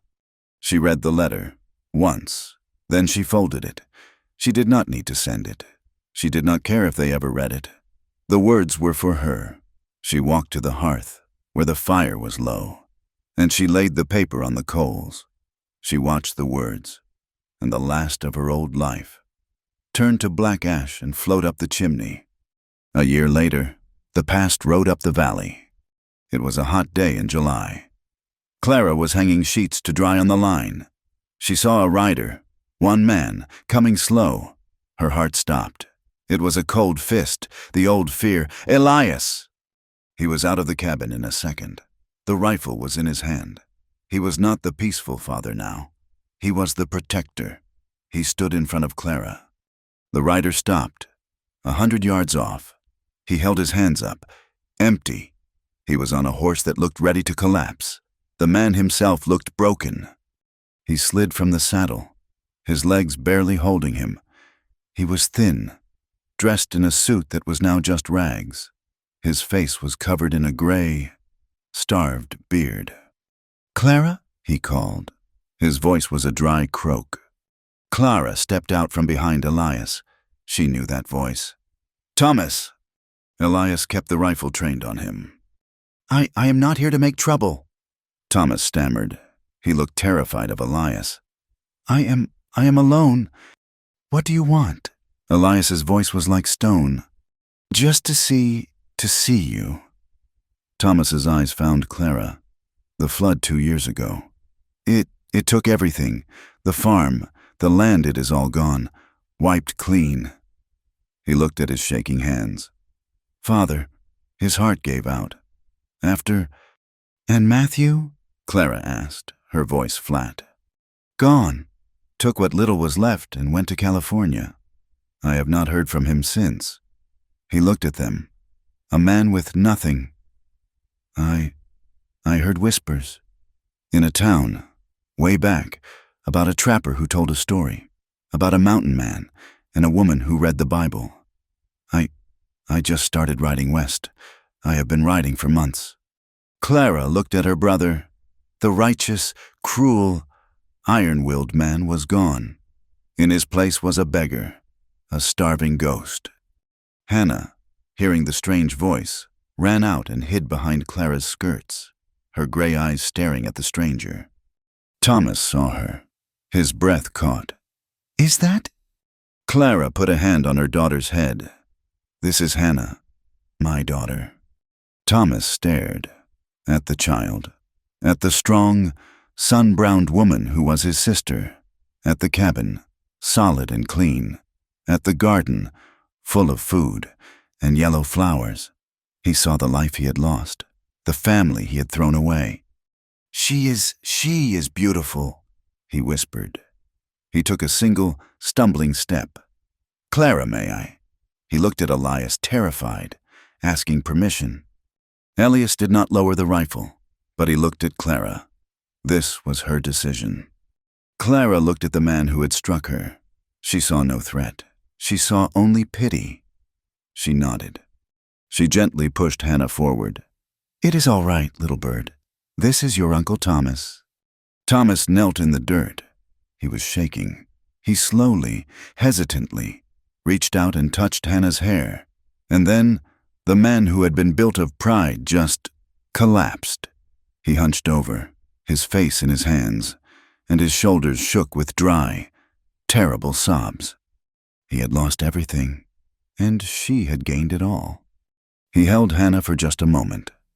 Clara, in a silence that was heavier than any words, went and packed him a satchel, bread, a side of salted pork, a skin of water. He did not stay. There was nothing to say. The chasm was too wide. He got on his horse, a broken man. "Clara," he said, his voice raw. He fumbled in his pocket and pulled out a small, square tin type. I kept this from Father's things. I do not know why. You should have it." He pressed it into her hand. He did not look at Elias. He just turned his horse and rode away, down the valley, until he was just a dot. Clara opened her hand. It was a photograph. A little girl, 5 years old, in a stiff white dress, staring at the camera, defiant, even then, the last piece of her old life. The story ends in the quiet. It is winter again. Years have passed. The cabin is warm, the hearth glowing. The snow is falling outside, a soft, white curtain, muffling the world. Elias sits in his chair. He is older now, his hair and beard more gray than brown. The lines on his face are deep, but they are not from anger. They are from squinting into the sun, from smiling at his daughter. He is at peace.